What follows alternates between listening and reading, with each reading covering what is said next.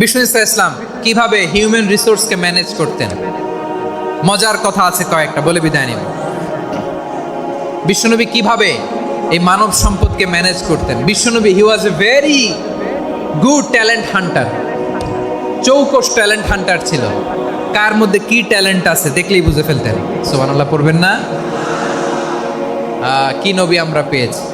He was a very good talent hunter. আমার নবী তিনি চৌকস ট্যালেন্ট হান্টার ছিলেন। কার মধ্যে কি প্রতিভা বের করতেন, ওই প্রতিভাকে ইসলামের কল্যাণে কাজে লাগাতেন। সুবহানাল্লাহ বলেন। যাকে যেই জায়গায় সেট করলে ভালো হবে তাকে ওই জায়গায় সেট করতেন। কয়েকজন সাহাবীর জীবনী শোনাই। আবু মাহজুরা রাদিয়াল্লাহু তাআলা আনহু, মক্কার মুয়াজ্জিন, আগে ছিল মুশরিক, পরে হয়েছে মুমিন। উনি কিভাবে মুমিন হইলেন এই ঘটনাটা একটু আপনাদের শোনাতে চাই। তা আপনাদের তো সময় নাই হাতে, হ্যাঁ সময় আছে? আবু মাহজুরা রাদিয়াল্লাহু তাআলা আনহু কিভাবে মুসলিম হলেন আওয়াজ করে শুনেন।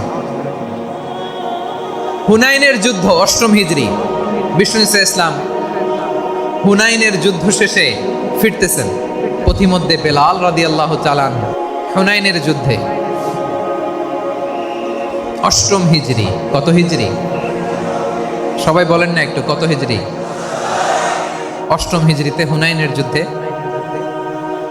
রাসূল সাল্লাল্লাহু আলাইহি ওয়াসাল্লাম ফিরে আসতেছেন মদিনায়। পথিমধ্যে বেলাল রাদিয়াল্লাহু তাআলা আনহু আজান দিচ্ছেন। কি দিচ্ছেন? তো পাশে ছিল মুশরিকদের একটা পল্লী, কিছু মুশরিক তরুণ, কিছু অমুসলিম কিশোর, তারা আজানকে ব্যঙ্গ করতেছে। আমাদের বাংলায় মুখ ভেঙ্গানো বলে আর কি। বেলাল রাদিয়াল্লাহু তাআলা আনহু আজান দিচ্ছেন, ওই বাচ্চাগুলো মুশরিক, তো ওরা আজানকে ব্যঙ্গ করতেছে, বিকৃতি করে ওরাও আজান দিচ্ছে। উদ্দেশ্য হচ্ছে আজানকে নিয়ে ঠাট্টা করা। উদ্দেশ্য কি? ঠাট্টা করা। ব্যাপারটা মনে কষ্ট পাওয়ার মতো ব্যাপার না? কিন্তু বিশ্বনবী ওইখানে দেখেন কি খুঁজলেন। বিশ্বনবী খেয়াল করলেন অমুসলিম কিশোরদের মধ্যে থেকে একটা কিশোরের গলাটা বড় দরাজ গলা, কণ্ঠটা বড় সুন্দর। খেয়াল করে দেখলেন যে কিছু কিশোর বেলালের আজানকে ব্যঙ্গ করে, বিকৃতি করে, কিন্তু একজনের কণ্ঠ দেখতে পাচ্ছেন না এত দূরে, কিন্তু কণ্ঠটা বড় সুন্দর, দরাজ গলা। বিশ্বনবী সাহাবীদেরকে বললেন, ধরো এগুলারে, ধরো। সবগুলারে ধরে বিশ্বনবীর সামনে আনা হলো। ওরা হাঁটু গেড়ে বসলো। বিশ্বনবী বললেন, তোমাদের মধ্যে কে যেন ব্যঙ্গ করে আজান দিচ্ছিল, তার গলাটা বড় উঁচু, গলার বেসটা বড় মজবুত, মেলোডিয়াস, সুমধুর কণ্ঠ। কে? আবু মাহজুরা বলে, আমার বন্ধুরা সবাই আমার দিকে আঙ্গুল দেখায়, আমি পড়ে গেছি বিপদে। রাসূল সাল্লাল্লাহু আলাইহি ওয়াসাল্লাম বাকি অমুসলিম তরুণদেরকে ছেড়ে দিলেন, বললেন তোমরা যাও। এবার আবু মাহজুরারে পাইছে। আবু মাহজুরার চুলের মধ্যে হাত দিলেন বিশ্বনবী, মাথায় হাত দিয়ে বললেন, এবার আজান দাও দেখি। আবু মাহজুরা বলে, আমি তো আজান দিতে জানি না, কারণ আমি তো বেলালেরটা শুইনা দিছি, আমার তো মুখস্থ নাই, আমি তো আজান দিতে জানি না। বিষ্ণু বললেন, জানো না? তাহলে আসো আমি তোমারে শিখাই দেই। সুবহানাল্লাহ পড়েন। আবু মাহজুরা হাঁটু গেড়ে বসে, বিশ্বনবীর মুবারক হাত আবু মাহজুরার চুলের মধ্যে। বিশ্বনবী আজানের মুআল্লিম আবু মাহজুরাকে বলতেছে, ঠিক আছে তোমারে শিখাই দিচ্ছি, আমি যা যা বলবো আমার সাথে সাথে বলো, পারবা? আবু মাহজুরা বলে, পারবো। বিশ্বনবী আজান দিচ্ছেন, মাথায় হাত দিয়ে, আল্লাহু আকবার,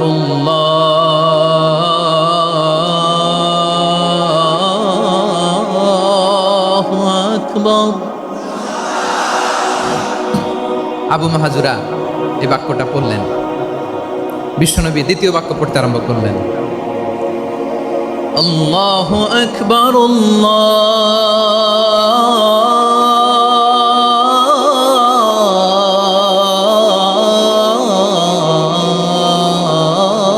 আল্লাহু আকবার।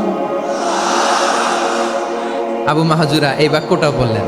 বিশ্বনবী আবু মাহজুরার মাথার মধ্যে হাত দিয়ে তৃতীয় বাক্য বললেন, আশহাদু আল্লা ইলাহা ইল্লাল্লাহ।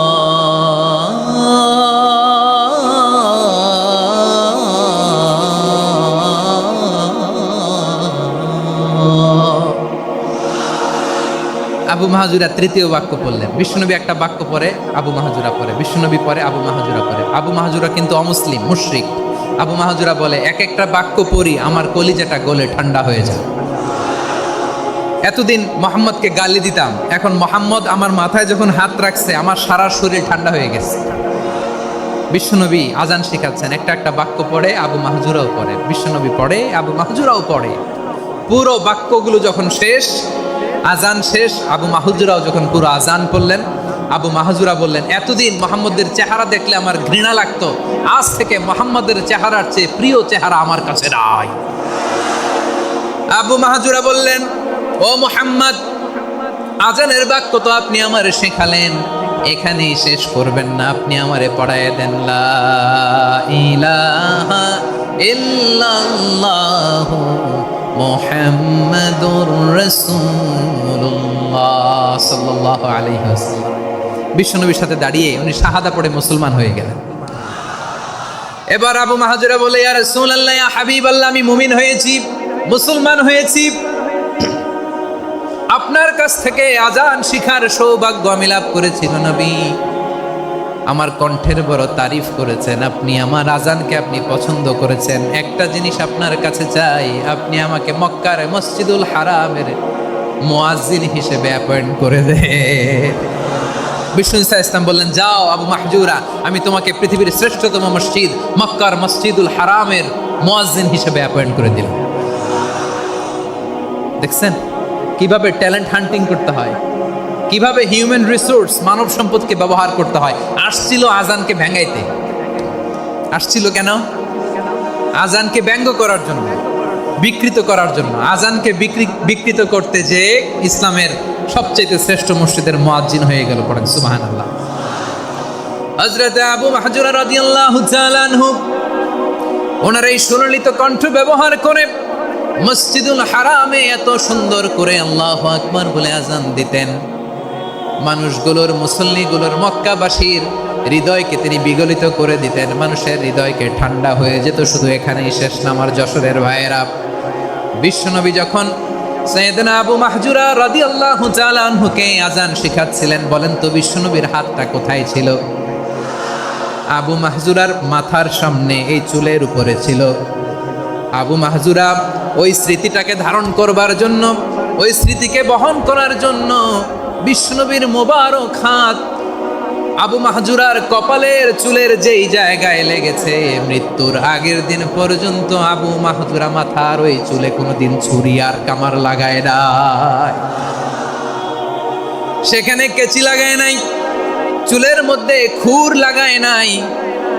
আবু মাহজুরা ডান দিকের চুল কাটতো, বাম দিকের চুল কাটতো, পেছনের চুল কাটতো, সামনের চুল কাটতো না। আবু মাহজুরা রাদিয়াল্লাহু তাআলা আনহুর সামনের চুলগুলো বড় হতে হতে যখন এত বড় হয়ে যায়, তিনি চুলগুলো পেঁচিয়ে মাথার মধ্যে রাখতেন। তারপরে তিনি পাগড়ি পরতেন। সবাই জিজ্ঞেস করতো, আবু মাহজুরা, এটা আবার কেমন স্টাইল? দেখতে তোমার কি বিদঘুটে লাগে? কেমন অড লাগে? কেমন খারাপ দেখা যায়? মক্কায় এমন কোনো মানুষ তো দেখি নাই, ডানে চুল কাটে, বায়ে চুল কাটে, পেছনে চুল কাটে, সামনে কাটে না। ওরে আবু মাহজুরা, কেমন দেখা যায় তোমারে? তুমি সামনের চুল কাটো না কেন?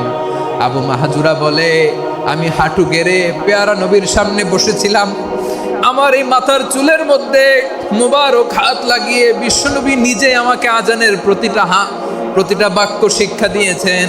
বিশ্বনবীর মুবারক হাত, পবিত্র হাত আমার মাথার চুলের যেই জায়গায় লেগেছে, আমি চাই ওই চুলগুলা নিয়ে আমি আমার কবরের ভিতরে যাব। সাইয়েদনা আবু মাহজুরা রাদিয়াল্লাহু তাআলা আনহু ইন্তেকালের আগের পর্যন্ত মাথার সামনের চুলগুলা কাটে নাই। মাথার সামনের চুল তিনি কাটেন নাই। সুবহানাল্লাহি বিহামদি। কেমন ভালোবাসতেন বিশ্বনবী সাহাবীদেরকে, সাহাবারা কেমন ভালোবাসতেন বিশ্বনবীকে। সামনের চুলগুলো বড় হতে হতে এত বড় ছিল, পেঁচিয়ে রেখে পাগড়ি পরতেন, কাটতেন না। নবীর হাত লেগেছিল। সুবহানাল্লাহ পড়েন। তাহলে what is the lesson? Moral of the story কি? মোরাল অফ দ্য স্টোরি হচ্ছে, আসছিল আজানকে ব্যঙ্গ করার জন্য, বিকৃত করার জন্য, হয়ে গেল মসজিদুল হারামের মুয়াজ্জিন। দেখেন বিশ্বনবী একটা খারাপ সিচুয়েশনের মধ্যে থেকে কি ভালো জিনিস বের করে আনলেন। আমি যে শুরুতে বলেছি কিভাবে তিনি হিউম্যান রিসোর্সকে ডেভেলপ করেছেন, ম্যানেজ করেছেন। তিনি যে চৌকস ট্যালেন্ট হান্টার ছিল, দেখেন সবার মধ্যে থেকে এর বাছাই করে মুয়াজ্জিন বানাই দিয়েছেন। সুবহানাল্লাহ পড়েন। তার মানে এই না সবাইরে ধরে ধরে উনি মুয়াজ্জিন বানাইছেন। যার যেই ট্যালেন্ট আছে তাকে ওই কাজে অ্যাসাইন করেছেন।